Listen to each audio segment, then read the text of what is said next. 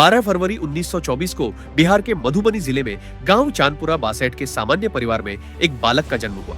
माता पिता ने बालक का नाम रखा धीरेंद्र चौधरी। धीरेंद्र जब 13 साल का हुआ तो वो घर से भागकर लखनऊ चला गया।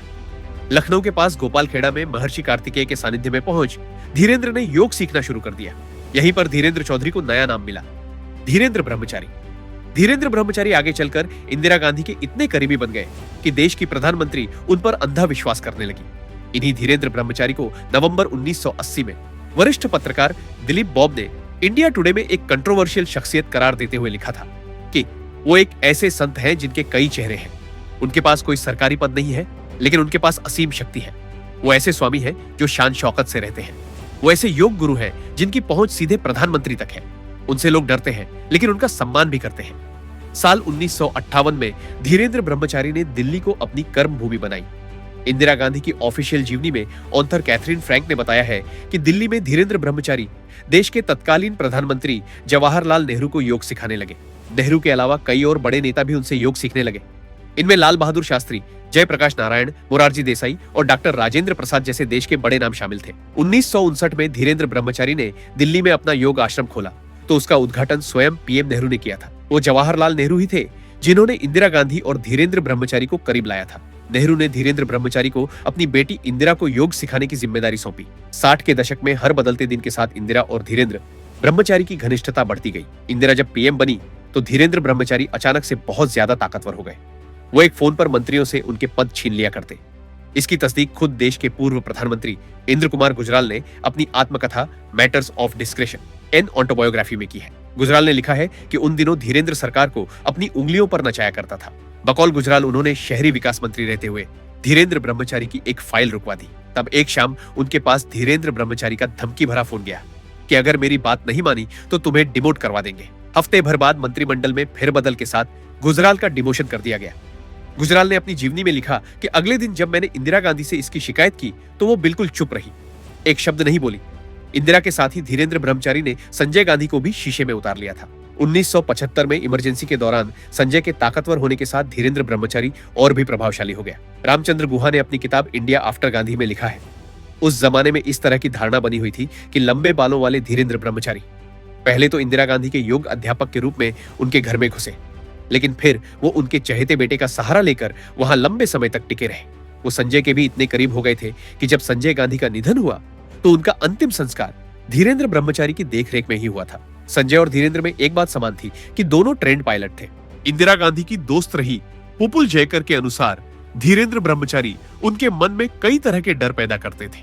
पुपुल जयकर ने इंदिरा गांधी की जीवनी में लिखा है, ब्रह्मचारी उन लोगों के बारे में बताकर इंदिरा गांधी का डर बढ़ाते रहे जो उन्हें और संजय को नुकसान पहुंचाना चाहते थे।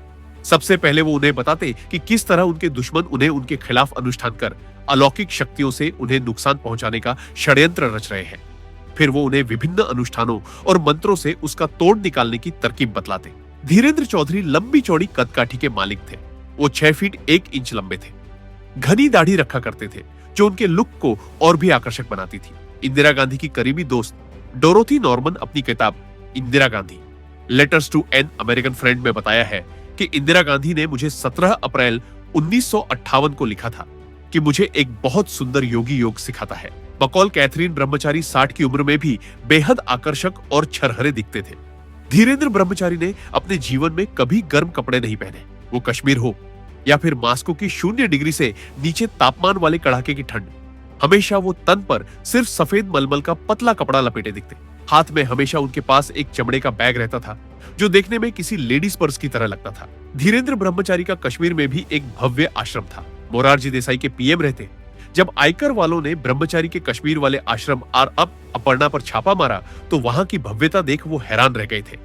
अधिकारियों ने प्रेस में बताया था कि ब्रह्मचारी का वो आश्रम देख ऐसा लगता है कि उन्होंने देश दुनिया के वीवीआईपी लोगों के लिए आलीशान हॉलिडे होम खोल रखा है। आश्रम का फर्श कीमती संगमरमर का बना हुआ था। अंदर 4 लग्जरी बाथरूम थे और 10 टेलीफोन लगे थे। ये 10 टेलीफोन उस दौर में लगे थे जब दर्जनों गांवों के बीच भी कोई फोन नहीं होता था। वहीं धीरेंद्र ब्रह्मचारी को काली गाय के दूध का शौक था। मशहूर लेखक खुशवंत सिंह के मुताबिक ब्रह्मचारी के दिल्ली का फ्रेंड्स कॉलोनी में एक विशाल बंगला था। पूरे ठाट बाट के साथ वो फ्रेंड्स कॉलोनी की A50 नंबर की आलीशान कोठी में रहते थे। इस बंगले में बड़ी संख्या में काली गायें पाली गई थी। बकौल खुशवंत ब्रह्मचारी का मानना था कि दूध औषधीय गुणों से भरपूर होता है। ब्रह्मचारी के पास 70 के दशक में आलीशान गाड़ियों का ऐसा जखीरा था कि खुद कई बड़े नेता कार्य उनसे उधार लिया करते थे। अश्विनी भटनागर की किताब फारूक ऑफ कश्मीर में बताया गया है कि सीएम रहते हुए कई बार फारूक अब्दुल्ला ने ब्रह्मचारी की कार और प्राइवेट जेट उधार लिया था। किताब में इस बात का भी जिक्र है कि एक बार जब ब्रह्मचारी ने अपना प्राइवेट जेट देने से मना कर दिया था तो फारूक काफी भड़क गए थे। वहीं से दोनों के रिश्तों में कड़वाहट आ गई थी। धीरेंद्र ब्रह्मचारी के पास यूं तो कई गाड़ियां थी, लेकिन वो अक्सर नीली टोयोटा कार से चलते थे। ब्रह्मचारी अपनी कार खुद चलाते थे। धीरेंद्र ब्रह्मचारी के पास 4 सीटर सेस्ना, 19 सीटर डॉर्नियर और मॉल 5 विमान जैसे कई प्राइवेट जेट थे। अपने प्राइवेट जेट ब्रह्मचारी खुद उड़ाया करते थे। संजय गांधी भी ब्रह्मचारी के प्राइवेट जेट मॉल 5 विमान से प्लेन उड़ाने की प्रैक्टिस किया करते थे। इसी विमान से वो अमेठी और रायबरेली चुनाव प्रचार के लिए जाया करते थे। इसे दुर्भाग्य ही कहा जाए कि देश के 70 के दशक के 2 सबसे ताकतवर शख्स जो प्लेन उड़ाने का शौक भी रखते थे, दोनों की मृत्यु जून के महीने में विमान हादसे में ही हुई।